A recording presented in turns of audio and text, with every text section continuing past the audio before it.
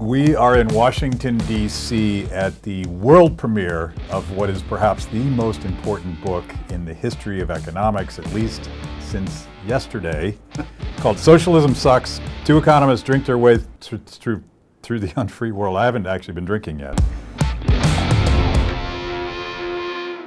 I happen to be with these two economists. Cheers. Cheers. Cheers, man. Is this like deja vu all over again, drinking and talking economics? It's called like my daily life.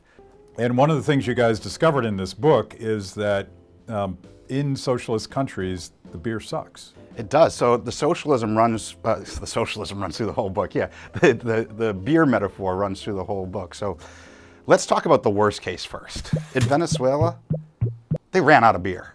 The country ran out of beer. In fact, what happened is they have a monopoly producer, essentially, Powell, that's nominally private, but the government planners allocate foreign exchange. And what happened? Well, I mean, here's the thing. If I was a socialist dictator, everything would go to hell because socialism sucks, but I would make sure they make beer. And the problem in Venezuela is the guys who are in charge of the hard currency, the very little dollars they have, they didn't give the beer company enough dollars, so they couldn't buy enough barley. And you run out of barley, guess what? You can't make beer. So the country ran out. So on the other hand, I went to one of my favorite craft brewers, the Bale, and this is their session beer. It's a 4.4% lager. I suspect it's lower ABV than even Polar. Man, that's got a lot of flavor. And the beautiful thing about America, we're in America now, so we can get any freaking beer we want. Capitalism gives you variety.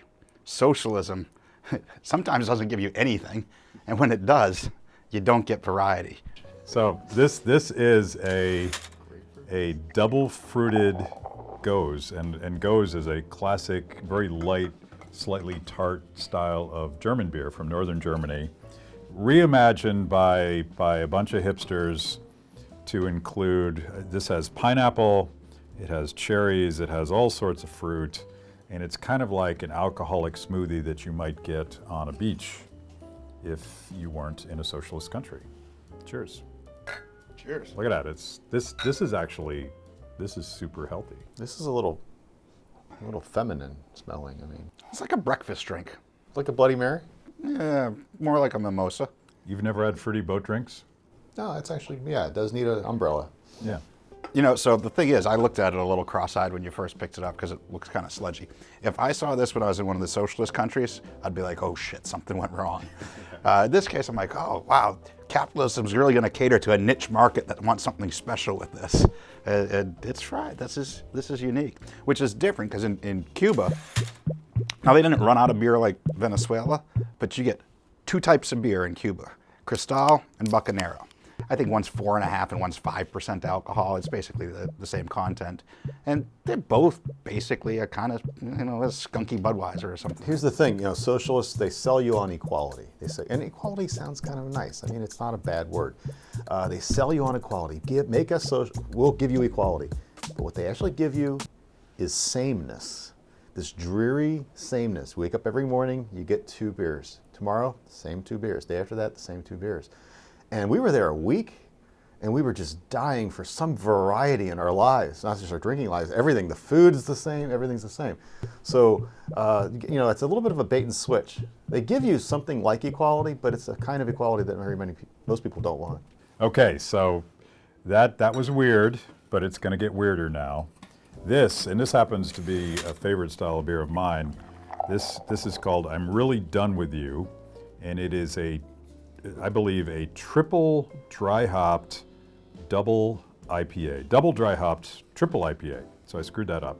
Triple IPA. It didn't confuse me because I didn't really understand after like double. The one point is it's 11% alcohol. I got that. Just throw it back, it'll be good. Mm-hmm. All that fancy stuff that you just talked about, they don't do that in North Korea. That North Korea stuff. You can't get this beer in North Korea? You can barely get beer. Because you use these fancy words to describe beer. We, the 3 of us, split the North Korean beer a couple months ago. You got to pour at least that much because You got to man up. it is, and by the way, we may all be dead tomorrow, but And it was a big one. But between the 3 of us, we couldn't get through the damn thing. What would you give it for tasting notes? Because Bob and I have described it before, but I want to hear what you'd say. there was definitely a waft of turpentine on the nose. and a little bit of Drano as it went down. It was a pour out for me. Like I've never had as noxious of a beer as that. And I'm not one to pour out beer, but this was just toxic. And you have to work hard to make a beer that shitty. I've had to try to change my language because I still don't do it right. When I walk into bars now, oh, what do you want? And there's a bunch of beers on tap. I'll say, oh, I'll try or something. And by try, I mean, give me a glass of beer. Because there's almost no beer you can hand me that I can't drink a full glass of, but people now bring me these little tasting things. I'm like, no. I meant it like a man. And with the Korea, that's the first, I could My not. first snort on camera, by the way. Yes. I lasted longer than you guys, but Yeah. I left the soldier out there. I couldn't get. You were soldiering on just for the couldn't finish. for the point of like the artistic integrity of the show. You wanted to do that, but it was disgusting. My punchline is if I was unfortunate enough to live in North Korea, I'd probably drink the stuff, but with any luck, it would kill you before the government would. This is the most ridiculous video we've ever made. This is it. Now I'm going to test all of your presuppositions about what is beer. This is an imperial stout. It's called Hollow Place, conditioned on apparently a shit ton of vanilla beans. So it's going to taste a little bit like chocolate cake, maybe. What's fascinating to me is that these are all beers made by the same guy in the same brewery, sold to the same customers. But if you like this beer, you're probably not liking that beer and vice versa. Because, you know, the guys that really obsess about these monster beers, a sessionable lager is just not a thing they care about. Well, what you also pointed out is this one company just gave you a greater variety than we saw for beer in the 3 countries that we visited. Yes. But we did find one country where, you know, it was formerly socialist, and it wasn't so much beer. They do have all right beer there. You could say something about their beer maybe, but the real special is wine in the former Soviet Republic of Georgia. So this was as socialist. Which is a beautiful country. Beautiful country. So east of the Black Sea, south of Russia, just north of the Middle East. A kind of tough location, actually. And they essentially had no reform for, 15 years almost after the fall of the Soviet Union? And then you get the Rose Revolution, and radical capitalist reforms come through. Mass privatizations, They fired bureaucrats. They fired people. They can't say that word, so. I'm gonna wake up in the morning and I'll try to say it, although that's not guaranteed sober, but well, I'm gonna try it in the morning when I wake up.